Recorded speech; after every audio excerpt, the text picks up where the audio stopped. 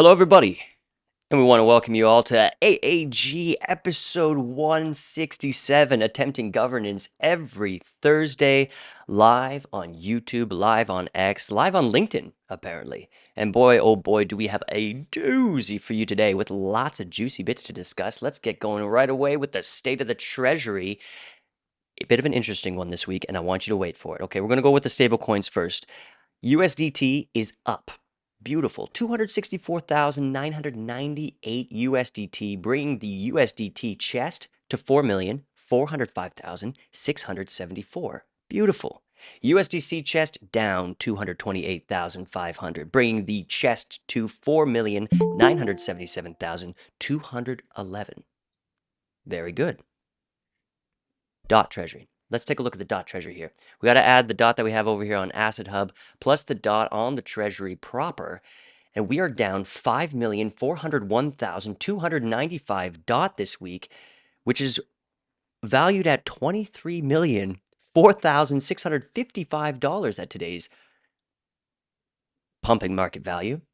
And that brings the dot treasury to 16,097,291 dot. Now, what the hell happened here? Rocking. Well, I'll tell you what happened. About 57.18 million dot worth of voting power voted with 99.8% that we should move that 5 million dot to HydroDX to dollar cost average into USDT and USDC every day. So that $23 million worth of dot today, we hope it's worth a lot more by the time we sell it all over the next year. We're going to have equal payments or equal accumulation of both assets. And I can tell you actually how much we'll be accumulating. Just 1 second every week. Hold it. Hold it. No, I actually don't have the math here. But we're accumulating about $60,000 of USDT and $60,000 of USDC every day today at these prices. And I think that will bring the dot treasury to the lowest it's ever been. I do hope we have enough stable coins to spend going forward, and maybe we can leave that dot treasury alone. But let's see how it goes. That's the state of the treasury this week. Thank you for listening. We'll now throw it over to Funky for the state of the funk. Thanks so much, Jay. Today, the state of the funk is not too proud, but I'm going to beg. So the state of the is begging. Okay. We unfortunately have always skirted being on the edge of the active set as validators, Lucky Friday with LF01. And even with the expansion, we now have fallen out because Talisman removed the 3.8 million dot that they used to use to nominate to our validator. I don't blame them. It's a business decision. They're just nominating their own validators at this point. But if anybody is watching and you have not nominated Lucky Friday in your 16 validators, we are a community participant. We've been in this ecosystem for well over 2 years at this point. We try to do a lot of good. We've been DVs. We're probably going to apply to continue our DV.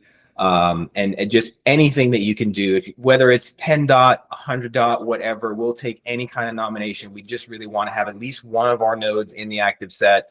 So anything, if you're watching, if whales are watching especially, would love. We are running institutional grade bare metal. This is nothing in the cloud. This is only running SOC 2 compliant data centers, tier 4, tier 5 data centers. You're getting the very best, equipment. And then of course you have Paradox as our CTO. So, the same kind of great expertise, through Paranodes, you're getting with Lucky Friday as well. So please consider us for nomination if you're not already nominating us. Thanks so much, Jay. Yeah, that's very important stuff. And I was going to beg for the same thing today, but now I can't. But I do agree that Lucky Friday is definitely a nice place to put your dot. That Talisman shakeup definitely hit a lot of community validators. But as you say, it's a business decision, and obviously they want to give their stakers the very best. Let me just bring over a couple of fucking absolute legends to the chat here. Hey guys, welcome to the show. I'm going to bring you right over right now. So that's the state of the funk. Beautiful. Begging. Thank you, Funky. We'll now throw it over to Limo for referenda gone by. Thank you very much. Okay, so the first one, Jay kind of front run me on. This is referendum 1104 by Joe Petrowski from the Fellowship. Ooh. On the root track, this was approved, and it does indeed convert .T stablecoins. It is 5.2 million dot into equal amounts of USDT and USDC over the course of this next 1 year. So it's pretty cool. And it's just bullish, guys, these next few. The first one is by Alistair, ref 1127 on the whitelisted caller track. This updates the bridge pricing parameters to lower the fees for Snowbridge. Pretty nice change there. Very nice. Then we've got one that Funky front ran me on as well by Andre, ref 1129. This was approved and it increases the validator set to 400. I think the Nova Sama validator is now in the active set all the time, which is really nice. Then we've got one by C Dander, ref 1143. This was approved and this upgrades Polkadot to version 1.3.x, which includes 1.3.0 and 1.3.1. And that adds some changes to bounties where the payout is now 0 days instead of 8 days. Lowers transaction costs on Asset Hub by a real bunch. We've been talking about that on Twitter a lot. And a bunch of other nice technical changes. Then we've got another one by them, ref 1161. This was approved and it configures core time, the core time chain, and starts core time sales, which were live today. So pretty exciting. Yes. Then we've got one that I'm so glad passed, because if this didn't pass, it'd be the end of Polkadot.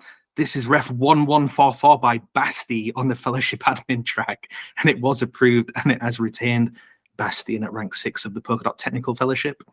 Then we've got one by Claire from HydraDX on the Treasurer track, ref 1074.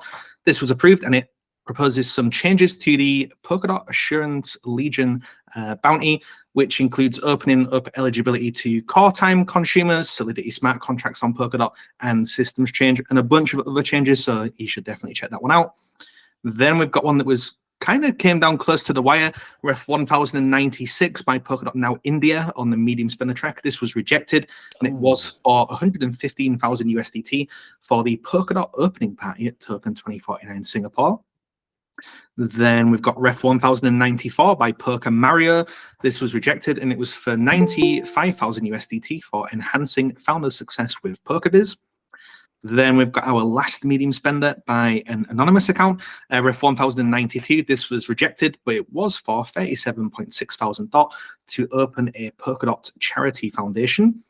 Then we've got a big tipper from The White Rabbit, ref 1159. This was rejected, and it was for 1,000 DOT for their investigative work and communication initiatives in Polkadot on X. And finally, we've got Ashutosh on the big tipper track, ref 1155. This was rejected, and it was for 1,000 DOT for their work making the Polkadot and Kusama OpenGov voting Twitter accounts. And that was ref gone by. Thank you very, very much, Limo. Now we got a bunch of great new people join the chat here. Sean, welcome back. Evan Thomas, nice to see you. Nikos, Hope. Who else we got here? Nate and Eric from Distractive just joined. Spencer. Guys, I just want to make sure we have, I'm going to put the agenda in the chat here. I want to make sure we have everybody on it who wants to speak about a proposal today. Do take a look at that, and we'll ask, we'll fill out the agenda as we go. But while you do take a look at that, we are going to discuss hot off the presses. Limon, I know you've been licking your lips for this. This is cohort number 3 of the Decentralized Voices program. This is where the Web3 Foundation takes the voting power from the DOT they're using to plump up the 1,000 Validators program. Is this still right, Limo? This is still the same DOT, and they delegate it to different groups in the ecosystem to vote on the Web3 Foundation's behalf. So here we have the release today. What did you see here, Limo? What's new?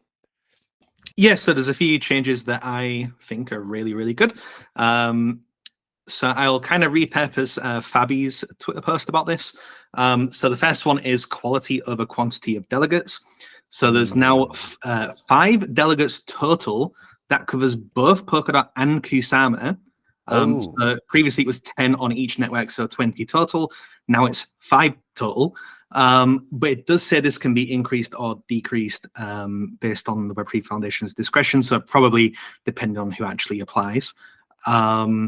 There's also DOT-based rewards for delegates. So there will be 3,500 DOT vested over 12 months. And they were very clear that if you're an individual, that goes to you. If you're a DAO, it goes to the DAO. It's not 3,500 per person in the DAO, for example. The delegation length has been increased, so it was 3 months previously, and it's now 4 months and can be extended further in subsequent cohorts. There's more clear guidelines around conflicts of interest. So, for example, it does say that you're going to have to basically KYC with the Web3 Foundation so they know who you are, which I think is a very welcome change. And as per Fabi's tweet, organizations, DAOs, and collectives are preferred over individuals, which I think is quite a good change as well. So overall, I'm very happy with these changes. Okay, what's the timeline here? So I believe you need to submit your application before the end of the 29th of September. So you've got about 10 days, I believe. And then I don't know what the timeline is for it all being approved, but Funky that said in the DV chat it might be early October, right, for selecting the new cohort. So yeah, in the next, like, let's say 2-3 weeks is when all this will ultimately change. Bill originally said October 1st is when the new DV originally said before the parameters dropped. He said October 1st is when the DVs would switch out. Gotcha. Cool. Wow, very nice. And to go down from 20 to 5 that's going to be, I mean, the competition is going to be fierce. But let's see how it goes with this this next cohort. Thanks very much for that, Limo. Now, we have a bunch of distractive team here. Did you guys want to discuss anything today? In particular, or are we just hanging out? Because it's very nice to see you all. No, I think we wanted to be able to just chat about the marketing bounty 2.0 that got put up by Crane. Yeah, nice. So whenever that comes, we just wanted to be here to talk openly about participation and thoughts. Super. Okay, well, we're going to get to that very, very soon, but we're going to start the show today with Ref 1162. This is the dot authority registration for the Polkadot app, and we have Berto fresh off his beautiful live show this morning. I see you dressed down a little bit, Berto. What gives? I mean, are we not worthy of your finest threads? What's going on here? This is my finest threads. This is like a OG Talisman merch from 22. I couldn't see it on the screen. I see. Yeah. Thank you very much. Yeah, appreciate that. Nice. What's going on with this ref here? Sure. So let me take you through it. We being collective, we are just going to shut the door so the kids aren't so noisy. We collectively are making a product, commonly known as the Polkadot app. Mm-hmm. And we want to have some sort of short name service in there so people don't have these big long wallet addresses because they are ugly. And so there's been some functionality on the people chain that has existed for some time when the like on-chain registration got moved from the relay chain to the people chain. This is one of the things that kind of got moved as well, or created as part of that move. And is the ability to have an authority. And so I think the best way to think about it is like a domain authority for websites, right? So like if I'm Canada, I can register to have like opengov.ca, assuming that's the Canadian like domain, right? Yeah. And so in this similar method, anyone can propose to create an authority to register a certain domain short name, right? So Jay, you could propose to make a .j authority if you really want, right? And then people can say, yes, I want to have Berto.j, and this is the wallet address, and it turns into Berto.j, and it's all on chain, right? So you can look it up. And so this proposal is to create an authority that is registered on the people chain to provision dot addresses for people that use, or users that use the Polkadot app. What else? I think so. What people are voting on is basically to give us authority, to make an authority, to then ongoing and register these things. The server and all the kind of infrastructure will be managed by Parity, which is kind of already set up and working on West End. There is, I think that's kind of it. That we will also kind of fund these things. They're pretty cheap. It's just transaction cost to register these domains or these usernames or short names, whatever you want to call them. And I think the only other thing to kind of bring up or just discuss at least is like why we didn't use Kilt, which I think I've seen some people kind of mention. Okay. And so, when we're kind of looking at this feature, I guess, or functionality we wanted, cost was a big one because we were going to be paying for them ourselves. The whole premise of the product in the app is that users don't have to pay for anything. They don't need to have funds. They don't need to have a wallet previously set up. They don't need to have funds. They just basically open the app, press OK, and put in a name. And so keeping the costs ultra low was pretty important because we're going to fund these. And so that was kind of one of the decisions because the approx cost to register, say, like 1 million usernames is, with Kilt, say around 300K, which is not huge, but also not tiny if we have to self-fund that. And I think there could have been an option to discount or something, but when looking at we already had this functionality on the people chain, and the cost is just a transaction cost, or like a transaction charge to make an extrinsic. It works out 300K versus I think 8K or 9K in costs to register the same 1 million usernames. So I think that was pretty important, along with a couple of other things, but that was kind of the main driver. I think personally, I would also say the Kilt product is probably the best we have for identity in the space, but it has a lot of kind of additional features and functions and things that we just didn't really require. I do think though that there is some opportunity to integrate Kilt and use some of the additional functions later on. For example, we're talking with some companies now that would require KYC if we go down this integration or this route, and so we would definitely be pitching to use Kilt KYC, for example, in this regard. So I think I definitely think it's still an opportunity, but I saw a couple of comments on my Twitter post and one comment on the I'm almost done. One comment on the proposal, so just kind of wanted to address that as well. Thank you very much for bringing that up. And yeah, just so everybody knows, we are reducing the presentation time down to 8 minutes today and going forward. So that's why you saw the 3-minute mark there. Yeah. Either and at- also just a final thing, if you look at the actual proposal, I put some kind of Q&A in the back. So if you have additional questions, maybe check that. I mean, you can ask me obviously, but you can also check that just to kind of front run questions. But yeah. I got a question, and then we'll open it up to the panel real quick. But so you bring up Kilt there. There's also the .id domain that's going to be coming through the Mandala project that I'm really excited about, and that could have millions of users. Maybe there'll be an identification system for the Inter Miami app. Obviously, that's an early stage.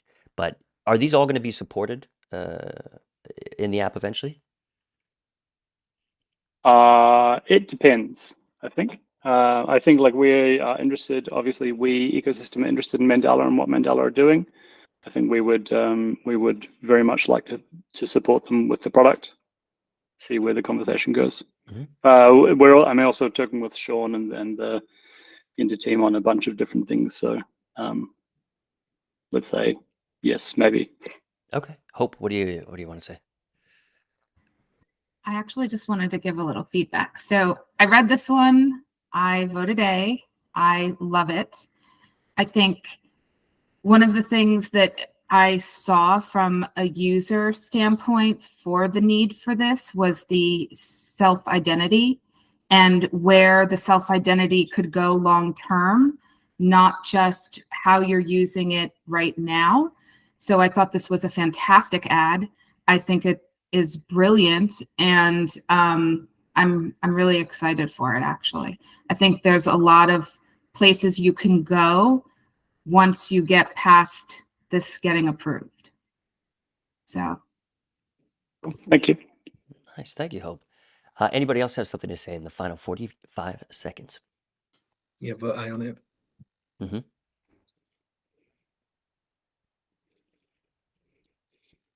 Sweet. Well, nice to see you, Berto, and thanks for all your work on this app. Any idea of when the early testers are going to start rolling out, or when people might get their hands on this? The major bloody issue is that the US is trying to have an election at the same time we're trying to launch the app, and it's just like such a bloody nightmare. So Jesus. yeah, I think Literally. literally, yeah. I think the main issue is trying to pick a time that doesn't, and I got 5 seconds, trying to pick a time that doesn't coincide with the US election, because then no one will want to report on cool stuff if they're reporting on Trump or Yeah. the other one. Bit noisy down there in the States. Yeah, no doubt. Anyway, Berto, Yeah. thank you very much for coming on. And we'll keep our eyes on this. Good up. Moving on. Here's an interesting one. The marketing bounty. Subject to a lot of criticism, a lot of praise, but just missed renewing, or what do we call renewing the curator set? Is that what we say? Expiring. Yeah, Extending the curator set. So that means that the original marketing bounty was put to rest, and maybe for the best, because now we have the curators are gone. The marketing bounty still exists. It just needs to set new curators. So all those curators are put to rest, and maybe that is for the best, because this new set coming up is really fantastic. Crane, I'm going to throw it to you to tell us about what's new here in Marketing Bounty 2.0. Perfect. Thanks for having us. I'm not alone here. Katie's here, Nate is here, Eric is here, who's in Singapore right now and at the airport, if I see that correctly. Juba can't come. He's in the plane already. Who are missing? Jeepa, I don't see, but there are many. Evan is there. Many ecosystem faces. Okay, let me give it a quick intro, and then I'll throw it to some people in there who want to say something as well. Basically, as you already took my part, the old marketing bounty didn't work out so well in the end. It was inefficient, it was intransparent, not well curated, I would say, and badly received by the community in the end, at least. That's why the community said enough is enough. No more refills. I think that was in June. The last refill was denied in July, if my memory serves me correctly. So that's why we worked the last 2 months, day and night, basically, to create a new structure which aims for way more cost efficiency, transparency, and being more competitive in general. I don't know if you can do it. If you can throw up the structure, because I would like to talk briefly about the structure of the new marketing bounty. Yep. Perfect. Basically, we're going with 5 curators. Right now, it's 3 advisors, but it's not limited to that, and specialists who are basically non-ecosystem people, but who are experts in their fields. Let me go through quickly to the curators. It's basically Eric, who's taking from Distractive, who's taking that one seat as like the core marketing and the go-to-market strategy, and like fulfilling what Distractive got from their decentralized futures grant from Web3 Foundation. It'll be me, and I will do more like the general manager thing, like the stakeholder relationship, and taking care of all the reporting, financing, and that everything is up to speed, together with the boys from Open Golf Watch, Tommy and Jeepa, who will help me with that, or support me with that, and will be like a watchdog for the community. Then there's Evan there, who is doing like the specialist curator thing, which is like a Polkadot specialist. So he's curating also. And Juba, who's CultureDot with, I called him last week, I think, the taxi guy. He liked that. So I keep him calling the taxi guy. All right. As you might know, I only mentioned 4. There was another curator on there, which is the infamous Giotto. Giotto decided to step down a couple hours ago because of the community feedback of the last 48 hours. He basically took the bent the knee. No, that's wrong. He took the fall and wanted to the grade for the Polkadot Echo, and he stepped down and moved away from the bounty. Yeah. So we are searching for a new curator, but that will happen in the next week, I think. No rush, because the needs to be good person. What's changing for the curator advisors, not advisors right now, but for the curators and specialists as well, is they are paid. We already got like feedback there as well. We heard the community, and we'll give out estimates in the next future as well, or caps where people can work into. So it's not like a black box and everyone can just build until unlimited, whatever they think is right, but more like we will do a specific for exposition, see what their like the scope of the task is, and then we set like a good limit where we don't hamstring ourselves, but it's not like a free to build for everyone. The goal of this bounty is to unite all fronts. It's not brute force through like the old bounties. So it will focus heavily as well, while being on the marketing perspective as well, but it will focus heavily on transparency and reporting to the community as well. We will have monthly reports in the style of the Polkadot Issuance League, so PAL, like they do monthly. We will have 3 monthly budget reports. We want to do monthly open office hours, depending how much people will show up and ask questions. We can go the dynamic, how much demand is there for that. The scope is also very broad. We the back one was a bit more integrations, maybe was like the CoinGecko, CoinMarketCap, but very call heavy.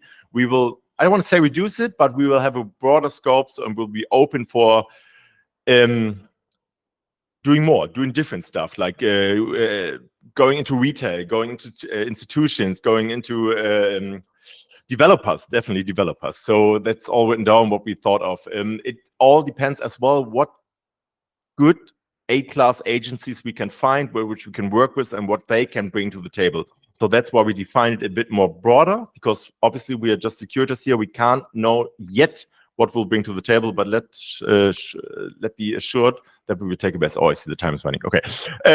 Funding amount is $200,000. We thought of that. We talked to ecosystem agent. It seemed like a good number to stay competitive, to not go too high, to not be too low. The point is, it's not to yeet it out every month. It's not a must spend. It's just the upper limit of what can be spent. I think Saxonberg already asked good questions about the 10% of the current treasury for that, and the 14% if the inflation thing is going through, like fingers crossed. That's a good proposal, by the way. That all spends, all spends need to go to the treasury. Actually, no. Actually, I throw it to the curators. We can talk about that later, so they can talk a bit as well. So I would like to give it to Evan.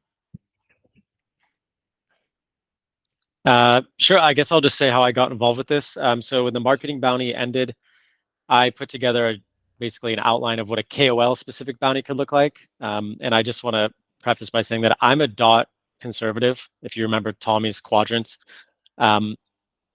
So for those that are afraid of this marketing bounty spiraling out of control and having excessive spending, I personally feel that is my mandate to make sure that all of the spend is being done efficiently.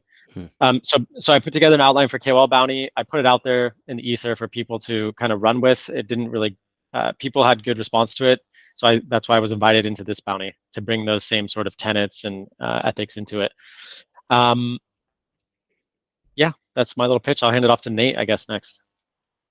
Sure. I don't know whether you want to hear from me or Katie or Eric, but from Distractive side, we kind of tried to convey it in the doc that we believed if there was any kind of new marketing bounty moving forward, we need to be involved. We're doing a lot on the core marketing side for Polkadot. I think that we align with Evan on being very conservative when it comes to spend, and we wanted to have a seat at the table in whatever form it kind of took. And so we wanted to make sure that we could weigh in, we could be very diligent about like audience, what they're targeting, why they're targeting it, and try and make sure that, you know, we could kind of reel in spending, but still provide value across this channel for the Polkadot ecosystem. Katie, I don't know if you wanted to add anything else besides that for us. I'll just add that, you know, our hope is to help the teams that are asking for funds through the bounty to be a little more strategic and judicious about how those funds are spent. So when I say that, I mean, you know, instead of billboards in one geography and taxi cabs in another, like, why don't we focus on a particular audience? Why don't we focus on a particular geography? Why are we choosing that geography? How is the traction for crypto in that market? So that's our hope in order to be part of this, is to add that layer of like, why are we doing it and what is it tied to, as well as to help support. So if there's an ad campaign where we can create a landing page to support that, I think that makes a lot of sense too. So for us, there's sort of a number of reasons where we do want to be involved if there's any sort of bounty with Polkadot that's sort of this broad in its scope. Okay, well, we have 10 seconds left. I'll just wrap it up by saying, look, if we get 8% inflation and 15% of that going to the treasury, that's 17,944,800 per year dot income to the treasury, and this would be 13.4% of that into the marketing bounty. Seems kind of reasonable to me. Lima, what do you think? Yeah. So basically, a lot of the community will remember the marketing bounty as the thing it was previously, where they'll be like, "Oh, it's the marketing bounty, that thing that was going to spend like 200 grand putting a logo on a plane or paying someone 20 grand for a tweet."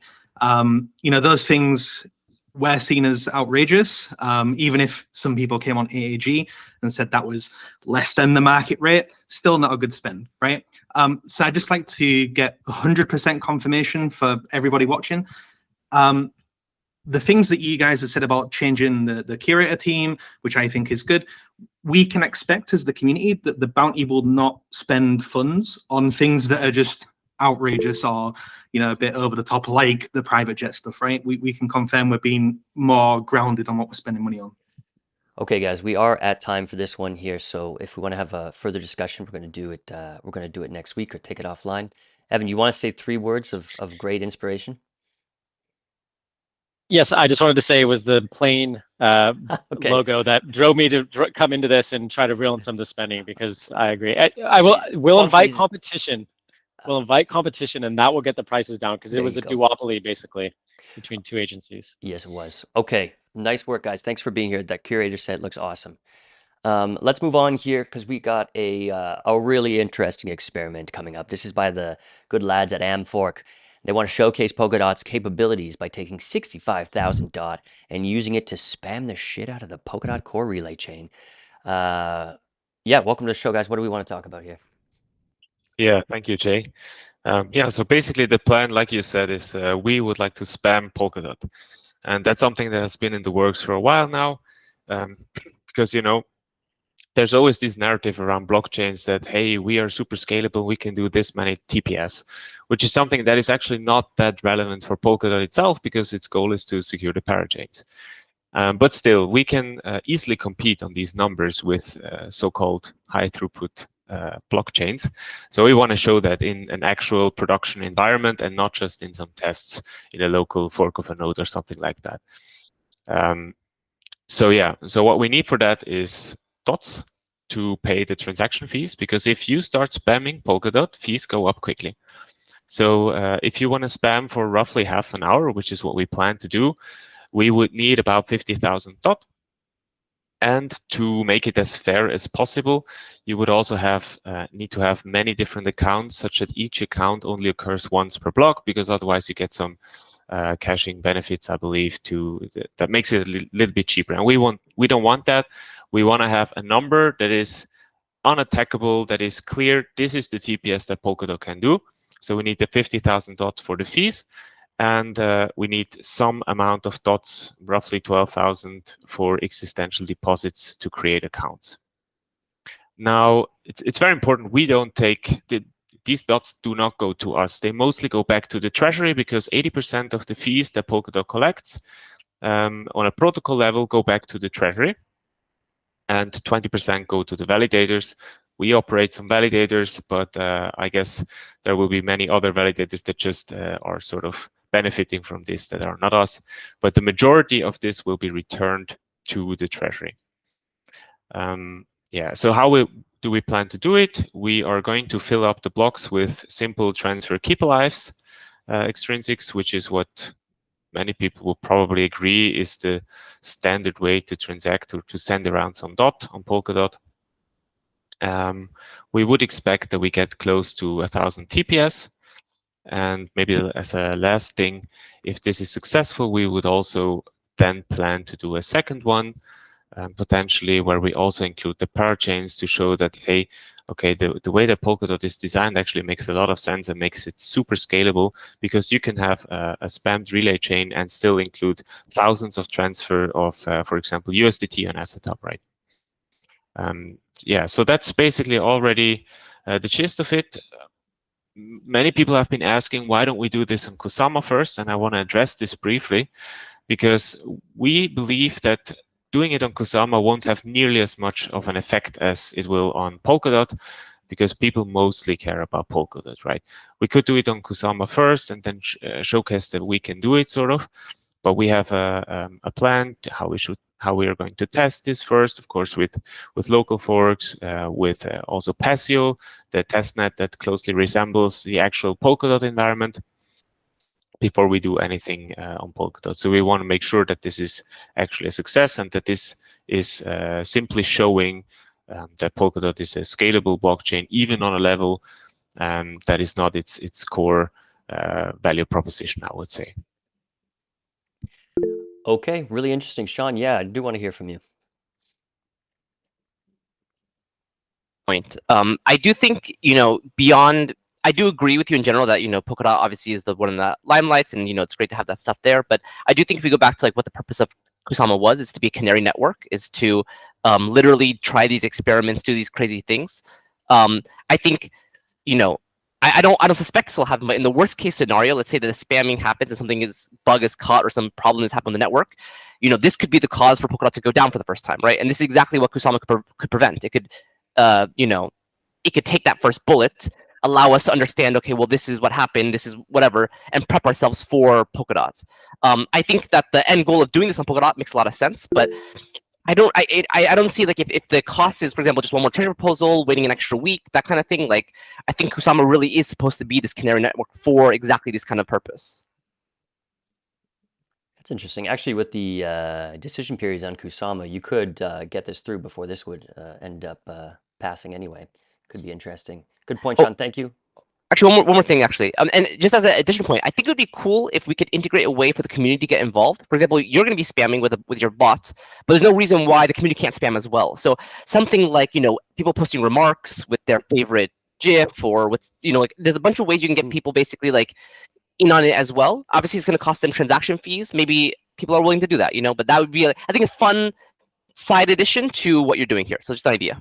That's a cool idea, a campaign, like who can squeeze in the best remark during the spamming. Yeah. Okay. Maybe just a note on that.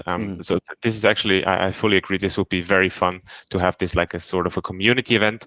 We also discussed this a little bit. The thing is, this would probably require a little bit more time until everything would be ready, need to be planned. You could so one idea that we had, but would be like to have sort of a website where you even get like a participation trophy token or something like that, that you participated in the spamming of DOT. But since this takes a little bit more time and we want to at its core just show, hey, Polkadot can actually do this. Well, we hope we can do it. That this is something that we do first, and then we can still do more events around this in the future. 2 minutes, Jose. Let's hear from you, and let's respect the time. Muted, buddy. Come on. Sorry. In a production, network as we have, I mean, I don't want to see a stall, right? So yeah, we can push the limits, but what will happen if the network stalls and we cannot restart it? We don't have sudo anymore. I mean, that's commenting on Sean. Let's just use Kusama. I think it will flag through Kusama, right? So let's just do it. Okay, yep, thanks for that. Yeah, it does seem to be a strong theme that people, might want to just test it over there. And not much to lose doing that, I'm not sure. What do you say, Limo?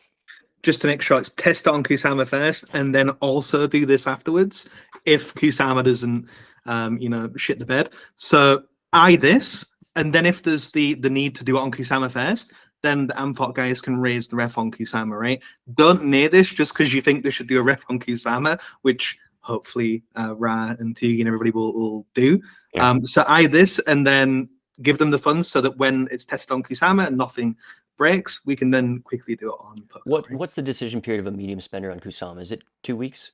Yeah, 14 days, yeah. Okay, yeah. So look over here. This has a 28-day decision period. So it does seem like we'd be able to squeeze it through first. If that's what the proposers determine they should do. Okay, Rod, thanks for coming on the show, buddy. It's a really fun idea, and I think we're gonna have a lot of fun with it. Thank you. Good stuff. Let's roll over here. Actually, we're gonna just take a quick short break here because I wanted to say hello to Felix there in the corner. Felix, you did announce today. You're from the Cardano community. We've seen you on the show a bunch. Cardano just went to a more let's call it open governance system. And you announced today that you're going to fork AAG, which I think is awesome. Did you want to say a few words about your plans? Definitely. And thanks already for giving the stage on this. And massive shout out to everybody here, because from Cardano's side, we're learning a lot from you guys. What you have here is now coming live on Cardano. So we started really to look actively in what governance innovations are around in Polkadot, and started to actively adopt and adapt the stuff you pioneer here. Started first with Sachsenberg voting guidelines, which we started to adapt to some Cardano DREPS projects actually. Then also, some of you may remember what Kukabi did earlier when he was in the DV as well. He hosted his votings and rationals on GitHub really nicely. That's also something we adapt. And now this week we start to launch CGA, Cardano Governance Actions, which is heavily inspired by Jay, the Kusamarian, and all you here. So thanks a lot for this, guys. You do amazingly well. We don't have to start from scratch. Can build a lot upon, your experiments here. And that's it. Well, expect a spend proposal for the inspiration soon. We definitely want a piece of that ADA. But no, it's very exciting. You didn't tell us when it's going to be happening.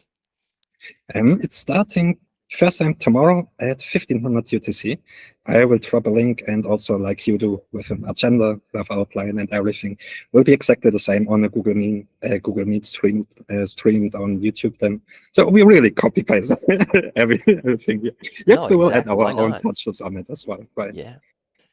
Yeah, that's awesome stuff. And so that's half an hour before this show starts. You're going to try it every Friday. Is that the idea? Exactly. On the beginning, we go with bi-weekly, because for us, it's just starting, right? So we don't have a lot of referenda. And over time, when we see it increasing, then we will change to a weekly thing as well, as you do. Cool. Awesome stuff. Okay. Well, thanks very much, Felix. And if I can't tune in live, I actually think I can't this week. I'm definitely going to check it out. And it's going to be interesting to see how Cardano does governance. And hopefully we can learn a lot from you. Oh, hopefully, definitely. Learning a lot from you guys, and there will come the moment when we can come with our stuff to you then as well. That's the main idea here. Sweet stuff. Okay, thanks very much. And I'm going to also keep the diversion going here quickly, because we do have Andrew and Connor on the show. Did you guys want to say anything this week, updating us about where you're at, or we just sitting tight? Well, we have a race next Friday night, or Friday afternoon. So if you guys want to check out the Polkadot truck, it's going to be sweet. It's on Fox Sports 1. We'll get the right time for it. But awesome. Yeah, when it comes to everything else, we just had another good meeting about kind of what the future looks like for us. Mm-hmm. So still trying to build out what that might look like as we go forward here. So Andrew, I don't know if Andrew has anything to say, but yeah. Yeah, I think just to reiterate it, two more Polkadot primary sponsored truck races in the NASCAR Craftsman Truck Series this year in Kansas and Homestead, Miami.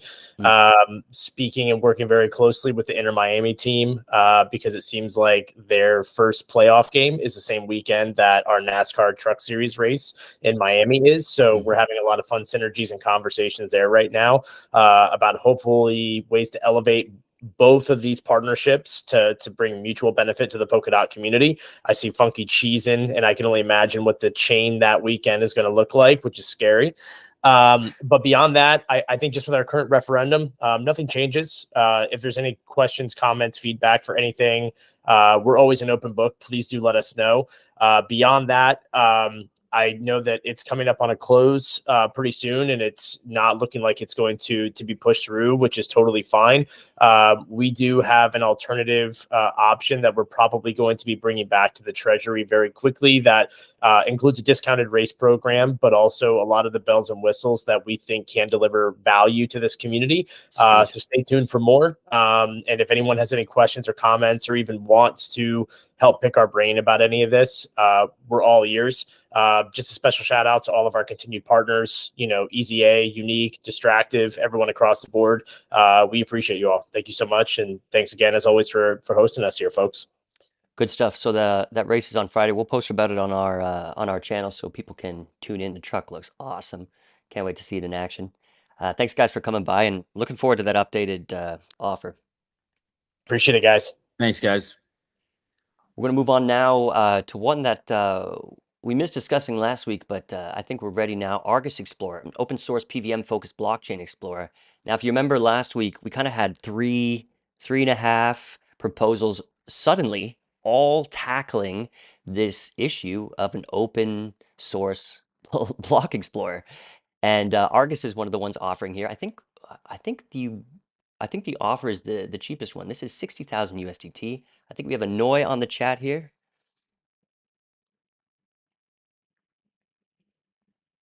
Hello guys, can you hear me? Hey, how's it going, buddy? What's going on with this ref?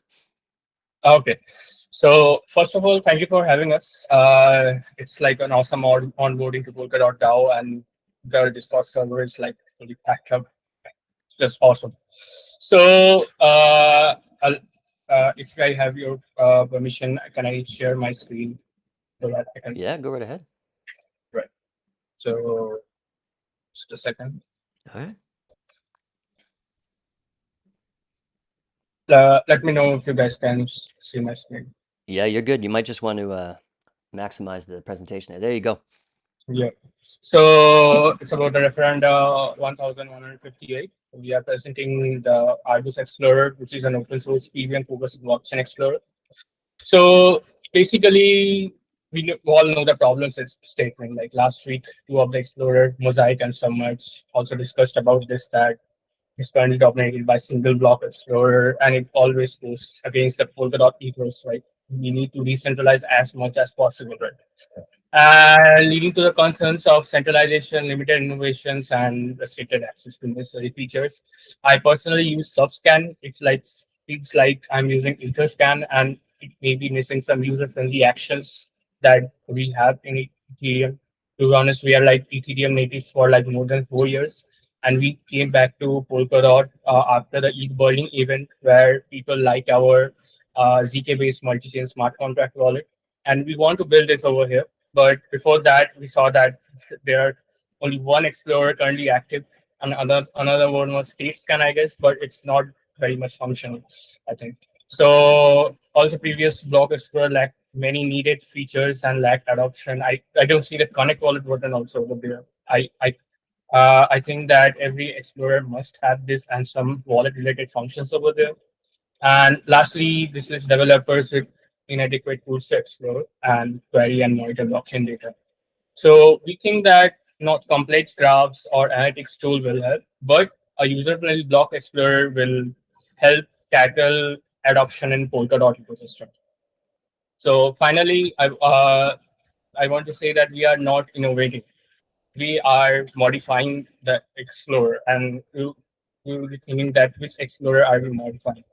That's the Polkascan Explorer, which is the OG one that was like rejected. I see. Okay. Last year, yeah. So I don't want to go to the whole code base right now. So I'm gonna just show you what we are using from the Polkascan. Front end, we are obviously not using the front end. Backend, we will obviously not use the backend also, and we are also setting up our own full node and archive node on our sector to sync the data from the RPC. So we will not be using any external IP services stream. Hence, why we don't have that much. We don't need that much font basically. And lastly, we have the harvester with index as a transaction. Yes, we are going to use this one. We are going to use this one, and we will destructure the Polkascan harvester and reconstruct it. Currently, it's using SQL. We will be using HDB, which is one of the fastest backend framework and has a lowest frequency between DB database and the backend framework. So it will be fast. And then we will be making a modular front end, which is based on PVM and have our own backend with our intuitive UI and UX. And then we will sync the node with, from the archive node, the previous data, and then update with full node. So that's our like a small breakdown of how we are proceeding to the Explorer. And Subscan is kind of looks like Etherscan, and it has lots of crazy data, analytics, graphs. We all know that. But I don't know if you guys have used that, but blocks. I think that Block Scout provides some more UI friendly Explorer in the Ethereum ecosystem. and we want to replicate that on the Polkadot side too. We will have analytics and data, but it will be far more user friendly than that of Polkadot Subscanner. So here's our team background. So I'm Anurag Chaudhary. I am a developer community marketing specialist at Universe. I was a former Web3 full stack developer at Bankless, one of the biggest DAO in Ethereum. And I also won like 40 plus hackathons in the last 2 years. So there I am. And I have in my team Gautam Raj, who is also a full stack developer, now working at DAO. He has also won 11 plus websites. We are partners for 11 hackathons. The 3 hackathons where I started in Ethereum, where I alone started in Ethereum. And he's also currently a moderator at Push Protocol. Then we have Tony Thomas. He was previously the grants committee member of Bankless DAO. That's how we met each other, and we started making Bankless Wallet, which is I told you a ZK smart contract wallet. And now we have parted ways, and we are working on the wallet ourselves as our own startup. And he also has 7 plus years of experience of onboarding users to Web3. And lastly, I have Samba Chaudhary, who has a 7 plus years of experience in distributed system and system design. He will be our guy from the server side who will be setting up as the physical server on a rented house. And he has pursued Master of Science and has a major in computer science. So we are all builders. We have several hackathon wins, several bounties cleared out from Chainlink, from ETH Global. There are many that we can talk about for like full day. So, and lastly, about the milestones. We have first milestone as a fully functional explorer with only 60,000 USDT that we are planning, because I told you we are not building our own indexers, not Rust based. We are just modifying the currently existing indexer. That will take very low amount of time, because we are just changing up the DB and using that for building. That the most amount of time it will take is the front end. So that's for 4 months. The fully functional Explorer will be available on Polkadot and the Kusama ecosystem for 60,000 USDT. And lastly, there are some minor extra milestones where we will be adding modularity, EVM focused actions in, and the asset hub integration, the second milestone. Third milestone will be system change and more advanced tracking, which should be applying with like crazy graphs in the front end. And lastly, the fourth milestone is the infrastructure setup. So we are planning to integrate our own wallet, which has won several hackathons, into the Polkadot Explorer that we are building. And this is our infrastructure goal.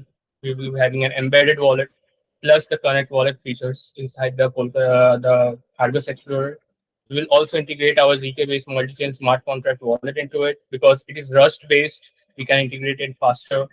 We are using, by the way, Aztec protocol, the language Noir, which is a ZK-based ZK-based language for the ZK authentication. And lastly, we will be providing as an Explorer as a service for the multi-chain ecosystem, because Polkadot is growing every day. And finally, a final note that our future is decentralized. Thank you for having us. It's been an honor to represent Polkadot, and I'm happy to join the community as a developer. That will be it. And if you guys provide me permission, I can show you some UIs that we are been creating in the recent days for the Argus Explorer that we think that our Explorer should look like. So this is the first UI that we have created, which is a dashboard kind of thing. Very simplistic, lots of symbol in there to take in user-friendly one. And finally, we have a block scout type of explorer where you can see a similarity in complex stuff, but there is more user-friendly in there. All right, looks like we're I know it looks like we're past time there. Those are pretty impressive renders there, and would like to see more of this actually. No, it's all good, Funky. I can't see you on the when we have the call up there, the share screen. All good. Okay, a crack team with previous experience fulfilling grants, looking to leverage something the Treasury's already paid for in the past. I don't know, could be a good one. Encourage everybody to take a look at this Ref 1158. The call for alternative block explorers was strong on this show a few weeks ago, and here's one right here. So Anoy, thank you very much for coming on and sharing this with us.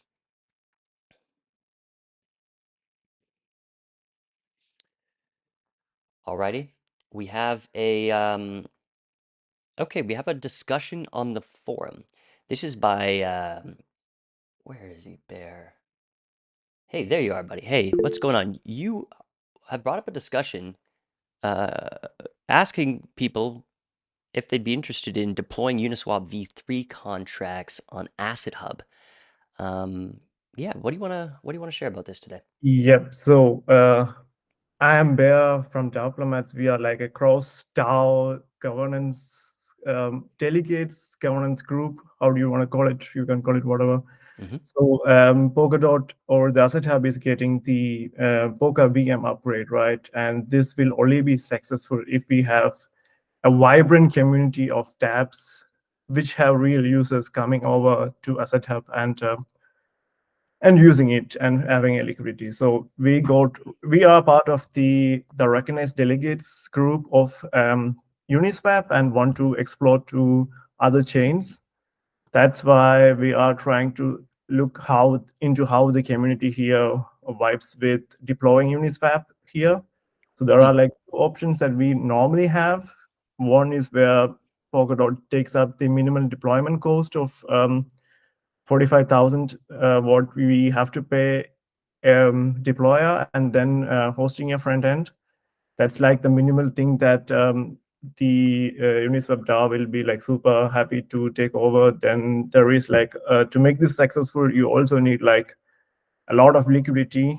That's like the second option if Polkadot and the open curve is actually in favor of deploying liquidity over to the Asset Hub, and then where we'll be collaborating together with Polkadot, with Uniswap DAO, and deploying it on Asset Hub. So that's like the discussion. It's live since 17, but I haven't got any like feedback over there. So I really want you guys to look into that post. This is not asking for any money. This is just a discussion over there.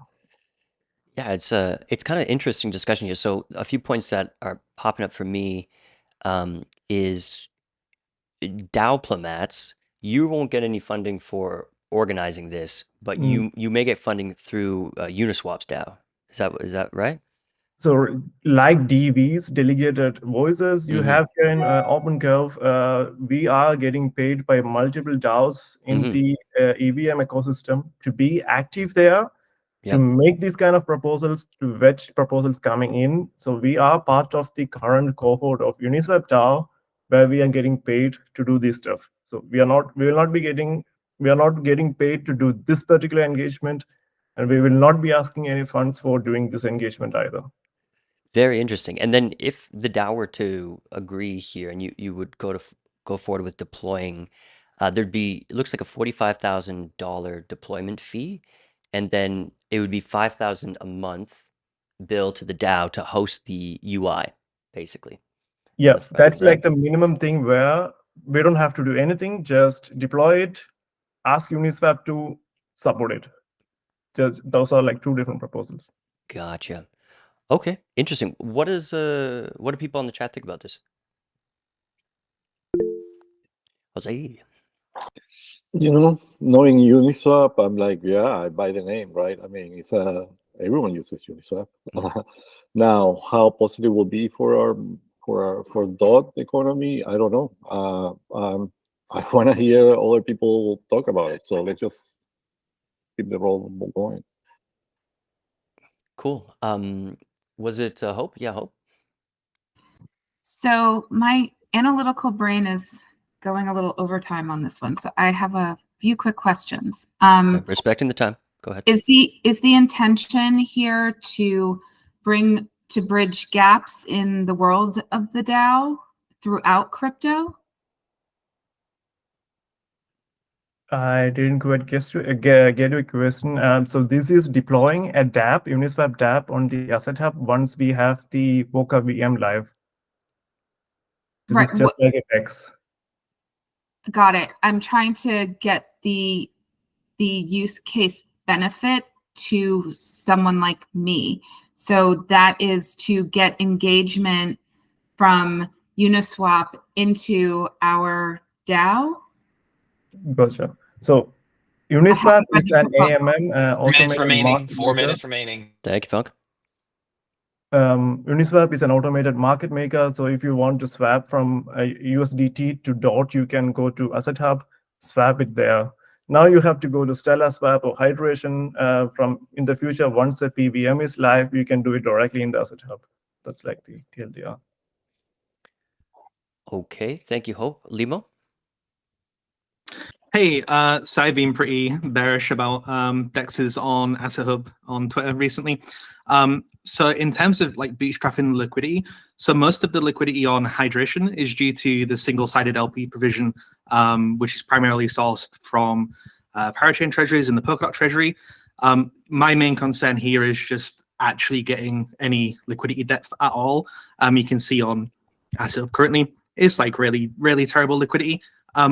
One thing that could be good is if this was in like the Uniswap website and you could just like bridge to Polkadot from Ethereum and swap all within the Uniswap website, that would be a much better sell for me. Because otherwise I'm a bit bearish on the possibility of getting any amount of liquidity, to be honest. Gotcha. So the second option, the Asset Hub, the OpenGov should be funding upwards of $1 million to the Asset Hub. So that means we have to put DOT, USDT, and any other tokens that you want to put into the Asset Hub. Then that will be managed in a concentrated manner. And if we were able to integrate Snowbridge and then Hyperbeam, not Hyperbridge, but Hyperbeam, we'll be able to get a lot of Hyperlane, then we'll be able to get a lot of liquidity over. I think it would be useful for token holders to understand with Uniswap V3 liquidity what slippage looks like versus hydration. Because right now there's barely any slippage on hydration. So it'd be good to know like exactly what the benefit would be for the average user swapping DOT. Yeah, personally, I wonder if liquidity will never come to Asset Hub or if it's just a matter of time. Looking out a few years, what that's going to look like. But these are all important questions to be asking right now. And I want to thank you very, very much for bringing this discussion to the forum. It's linked in the chat. So if people want to engage there, we could probably have a constructive discussion over there. Thank you, guys. Yeah, Funky. Just real quick while we have a minute left, I want to say I this morning tried to do a swap on Asset Hub just from some DOT to get to USDT. It was a 12% impact and it was like $500. It wasn't even a big swap. I went to Hydra, to Limo's point, nothing. It was like a penny or whatever. It was. Oh, yeah. So yeah, it's a big issue. But I guess with V3 concentrate liquidity, it would fix a lot of that, but it'd be good to know exactly what that is like in comparison to hydration. Cool. Funky, you want to go again?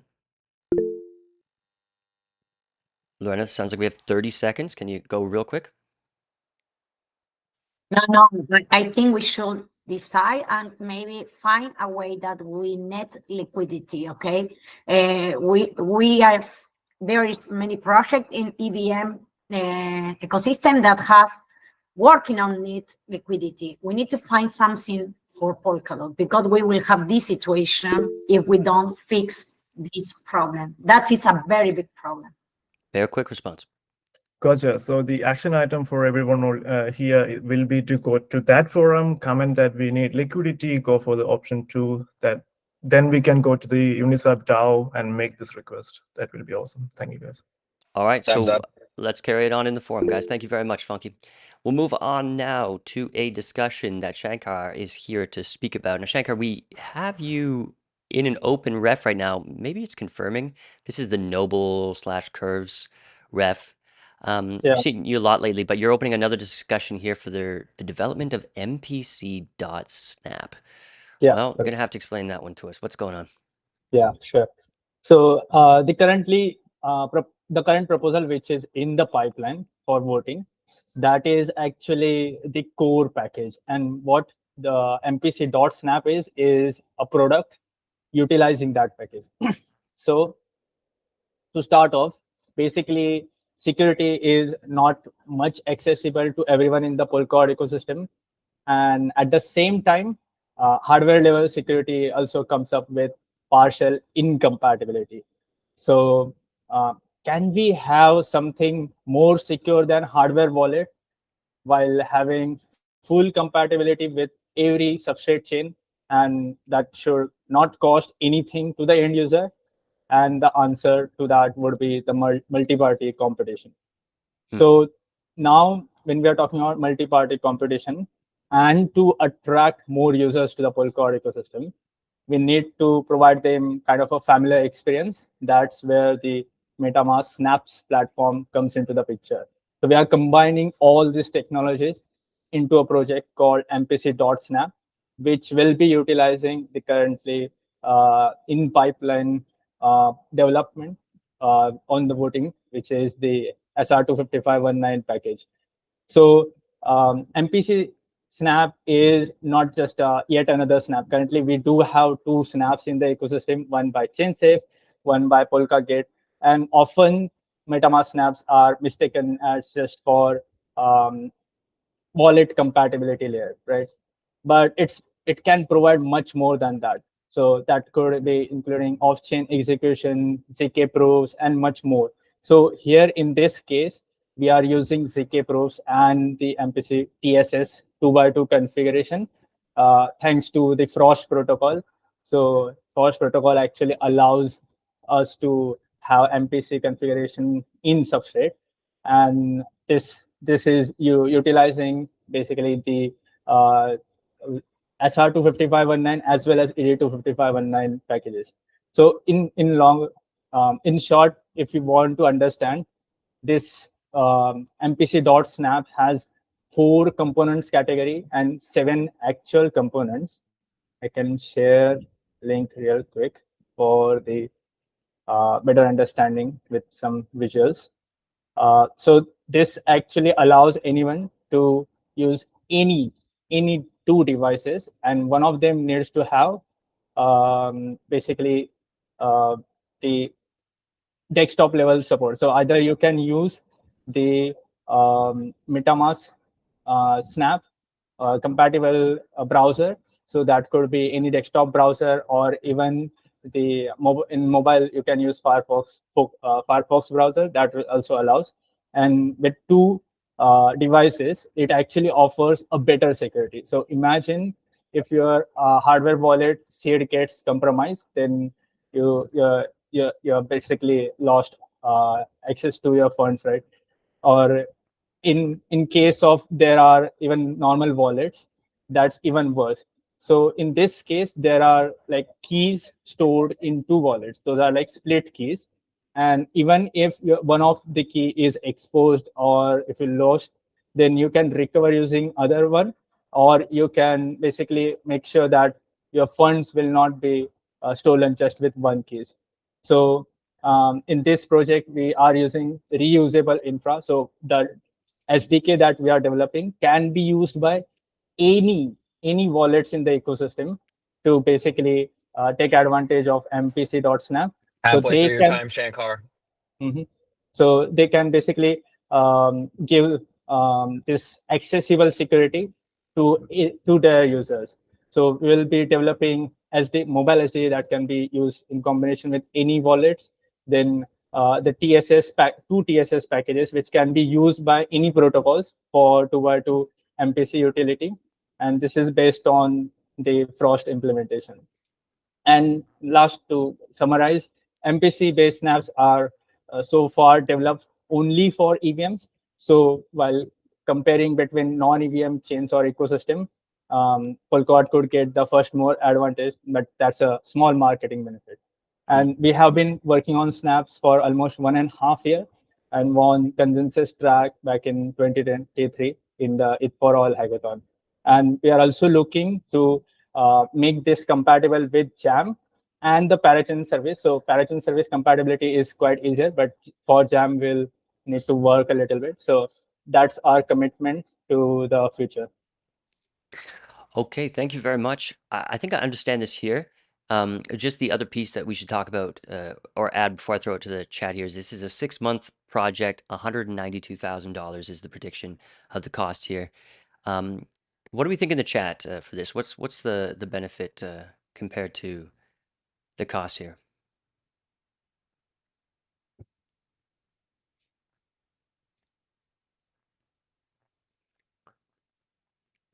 Leveraging a suite of existing protocols to enable people to use multiple hardware wallets to secure their keys. No, in this case, we are not relying on any hardware wallet because that's basically an investment, right?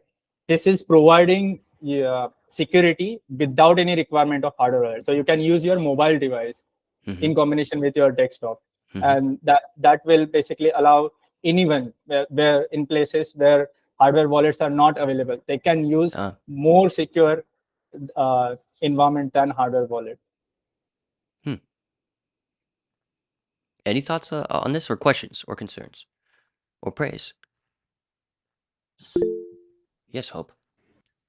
I think this is one where I need to really read it. This seems a little complex to get to the end result of what you're saying, and I think the largest concern just would be, security around, that connection of no wallet into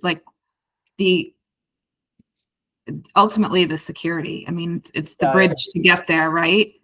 So if you have something to share on that regarding security, I'd be open to hear it without knowing I haven't read it yet. About 40 seconds left. Yeah. So when we are talking about the pairing, right? Once your MPC snap, which is installed in your MetaMask, is paired with the mobile app, from their point onwards, they can communicate directly with the dedicated channel. So from that point, it's an encrypted channel between them. So every time, whenever a transaction is executed or initialized, it will trigger your mobile app. You will see what it does, and you can confirm from there. All right.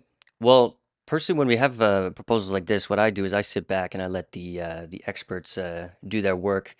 It's one of the advantages of delegating my stack to DAO because we do have some experts in there. I'll wait to see what they have to say about that.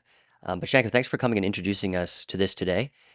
We do appreciate it, and nice to see your group of developers looking for ways to help the DAO. My pleasure. Oh, sorry, our pleasure. So thanks very much. That's all the presentations today. And I just want to let everybody in the chat know that if you want to delegate your stack to the experts at DAO and even play along, you can go to this link right here. This is a new delegate site, and this will lead you right to the DAO, where you can delegate your voting power in just a few clicks. Pretty cool stuff. But yeah, that's it for presentations today. I'm sorry, I just have to make the screen blank for a second here. I can't really, I don't know what's going on with this. Okay, there we go. By the way, Jay. Yes, sir. The Cruise governance chatbot. This is another thing we are looking into to implement on Cardano as well. Really nice. Yeah, that comes from Chaos DAO actually. The guys at Chaos DAO they're good for something. They built this DAO this bot. Cool. Okay, let's talk about some refs on the go here. Because it has the refs have slowed down a little bit as far as submissions, but we have a lot in the barrel that we've been discussing lately. So first is the Easy A hackathon. This is paying for work already done. This is sailing through 99.8% in favor. And if you don't hear a ref that you're looking at, do let me know after I go through these, and we'll definitely talk about it.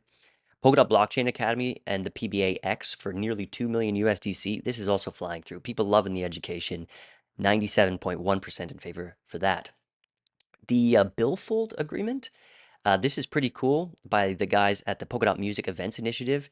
This holding strong at 99.5% in favor for 1.13 million going out.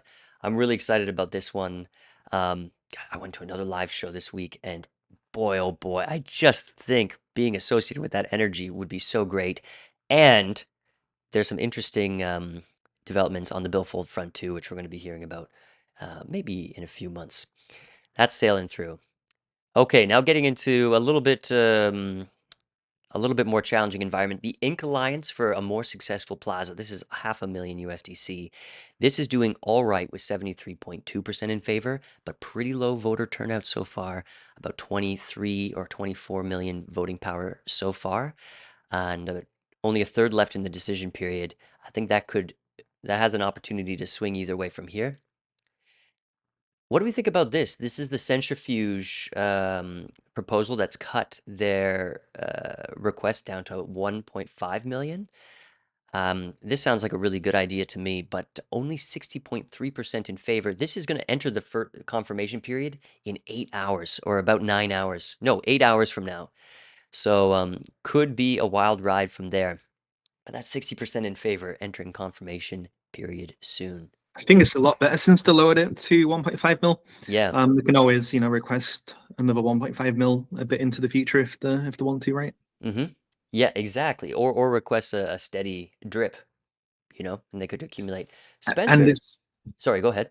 And it's also a good use of the Polkadot Community Foundation because these funds go to their multi-sig. So it's going to be a good kind of testing ground for them to actually, send funds back and stuff and get familiar with using multi-sig. So pretty good. Yeah, totally.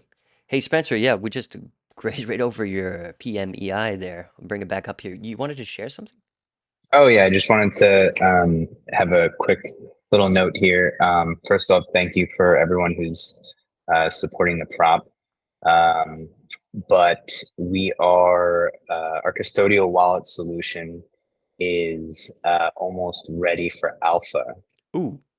So we're talking the talk, now we're walking the walk. I would like to invite officially any team that would like access to our private alpha to just slide into my DMs on Telegram or reach out to me at hey@bash.audio and we'll get you set up with that and you can play around with some of the tech there. So yeah. That's hey@bash or bash.audio? Bash.audio or hello@polkadotmusic.events. Oh, Either wow. one you can reach me. Very nice. Great news. Okay, thanks. Yeah. Thanks. Bullish Spencer in the chat. Okay. Moving on to Rest on the Go. This one, the WAG Media collective content creation for 52 weeks. I have a soft spot for WAG Media here. Right now, struggling at 36.1% in favor. Though I think some votes are coming in soon. Some revotes may be coming in, so that could change it. But definitely not in the clear yet. So if anybody's interested in this initiative, Ref 1130 is where you want to look. Pretty low turnout, 27 million dots so far. So we'll have to see how that goes. What else do we have? Oh, I heard somebody on the chat wanted to discuss this one. Recently kicked out of their third confirmation attempt. This is the CoinGecko Polkadot campaign for 240,000 USDT. Limo, you have something to say about this. Yeah, there's a lot of confusion over this one because people can't read the referendum. I sent you a Twitter link in the chat. If you could please open that. Here it is. If you read this tweet properly, what you will decipher from it. This is posted by David, who is from Evox, who has been on AAG multiple times and is the founder of Evox, which is a marketing agency, right?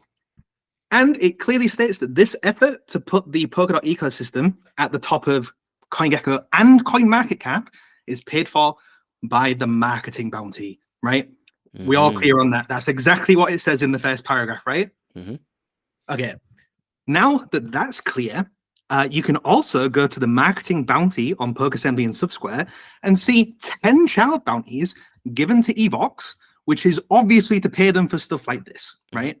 Obviously, they've been paid for this. Otherwise, he wouldn't have posted that. Right. That then means that that Polkadot ecosystem section is not part of this referendum. It does not state in the referendum that it's part of it.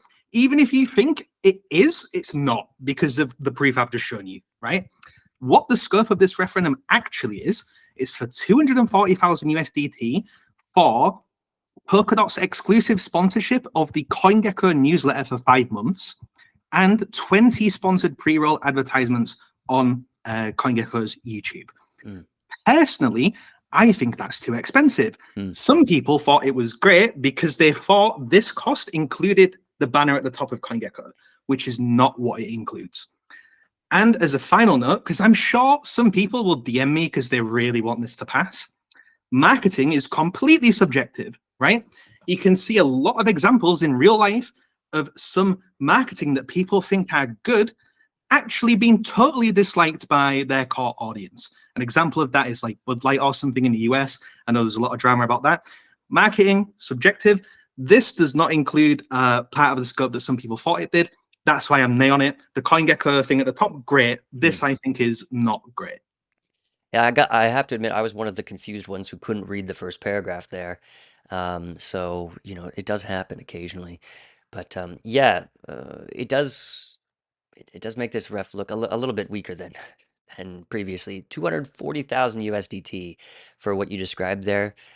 Well, we might not see this in the confirmation period again. We'll have to see. That's what do we have? And again, 1 day, CoinGecko 19 is hours great. remaining. CoinGecko is great. A lot of people use Oh, CoinGecko, awesome. same as Yeah. CoinMarketCap.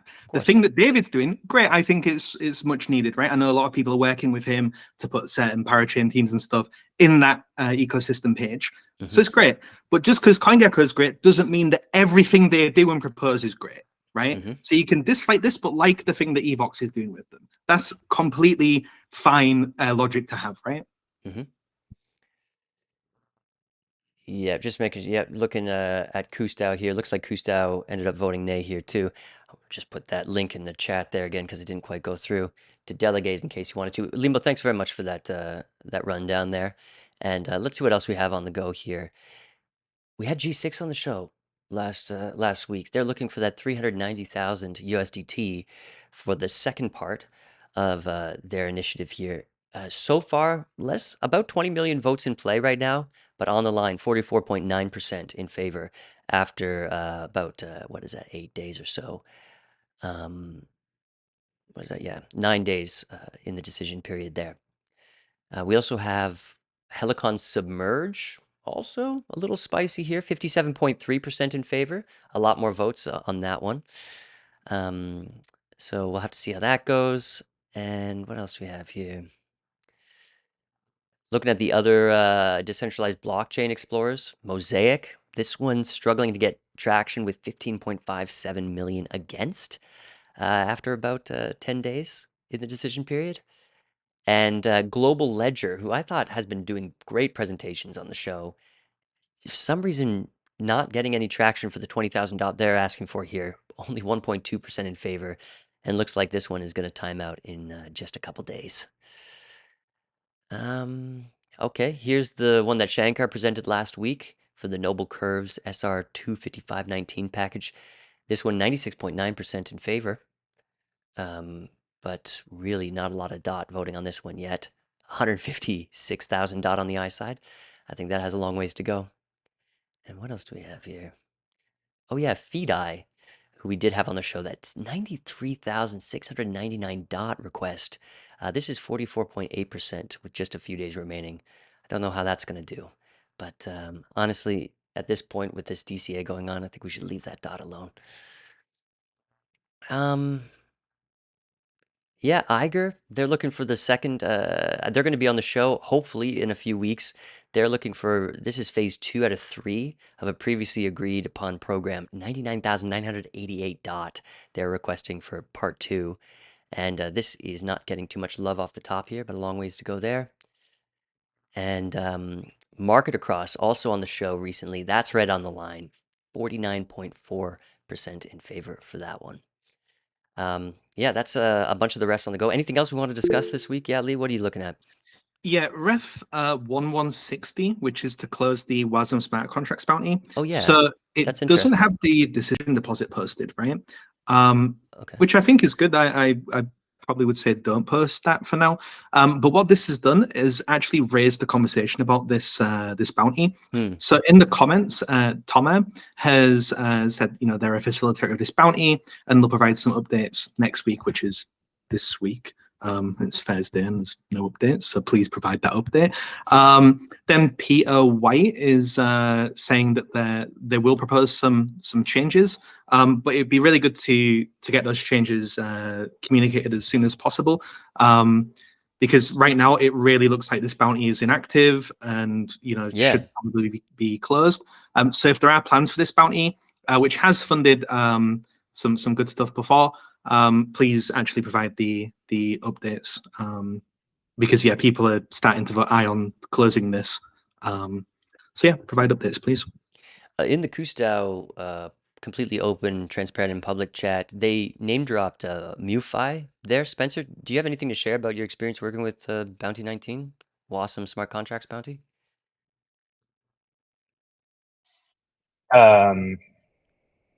With you're talking about with the incubator? WASM Smart Contracts Bounty, it's called. Yeah, use.inc/incubator. Ubator. Yeah, incubator, I guess.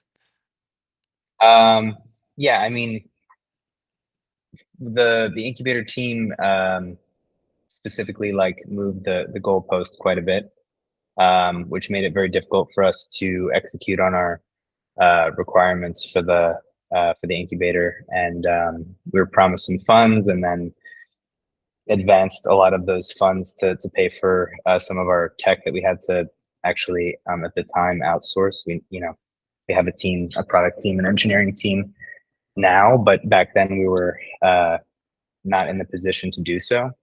And it caused some pretty serious issues with us basically taking a $40,000 loss. They wouldn't give us the rest of the funds, so that was a pretty serious situation there. You were out $40,000 because in your opinion, you were promised funds based on milestones, but you're saying those milestone requirements kind of changed? Yeah, it was without getting too far into detail. Sure. I think that we were new to Inc, and there's not a ton of resources out there, and the resources that we did have were we had to go to an outsourced dev shop to kind of help us do that stuff. And it just caused a lot of issues. I don't know what else to say on that. Cool. No, thanks.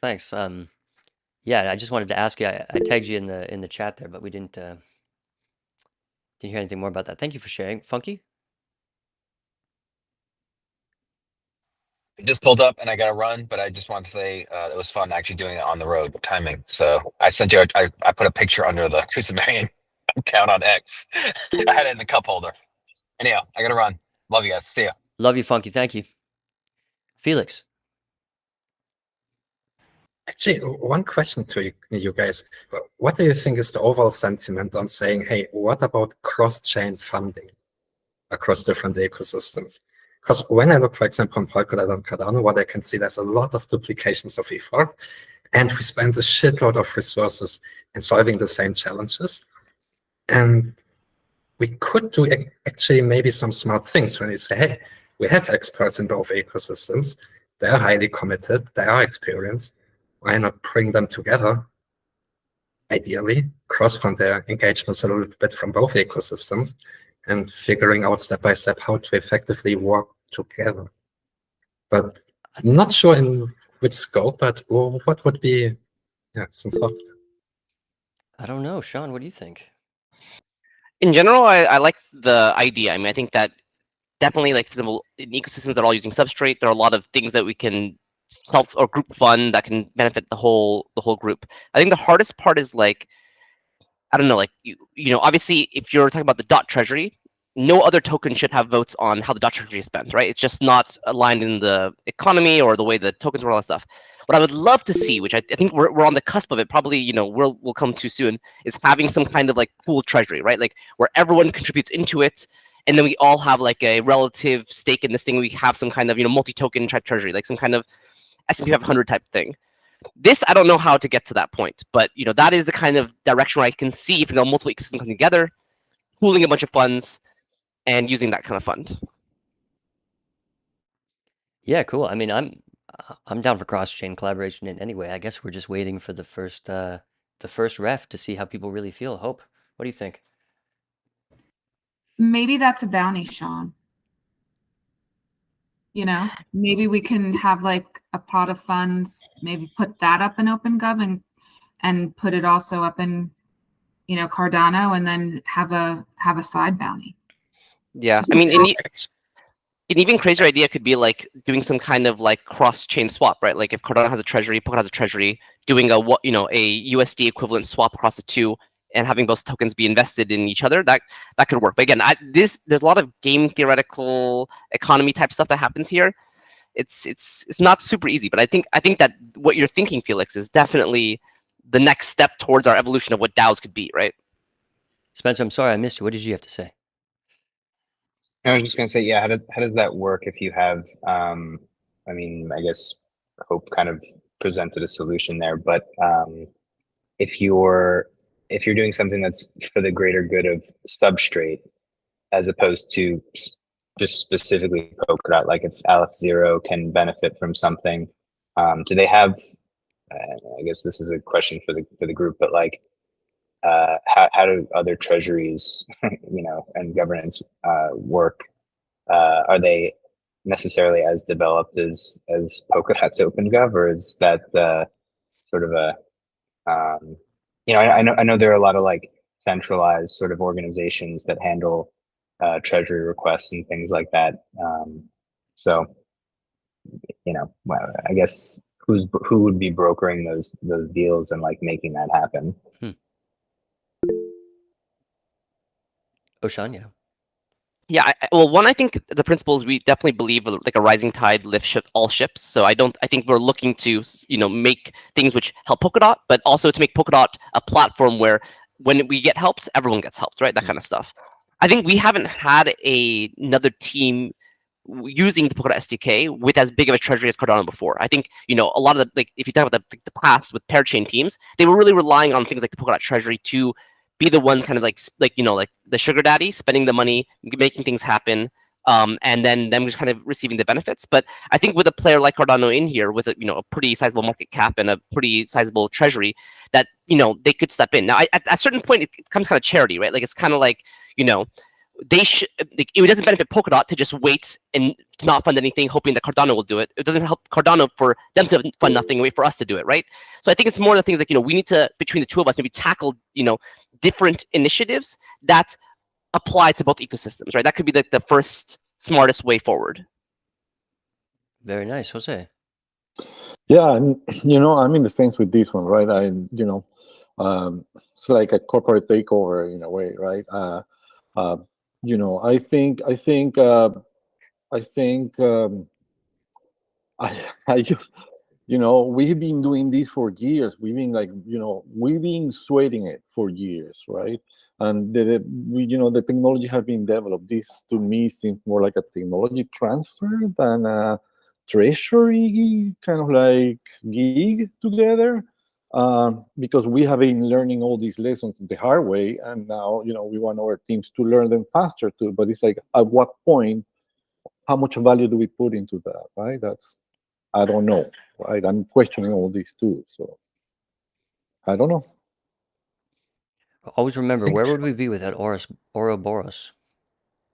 Exactly, because that's another thing, right? Where we see already the ESO romance where Polkadot introduces actually Cardano technology with Ouroboros, which is a proof of stake consensus algorithm setter, and Cardano now in return with Substrate, right? So I think that, and also what I think is very important is a very similar culture, very open source driven, exactly the same governance model, proof of stake plus liquid democracy, or liquid plutocracy, if we want to be honest.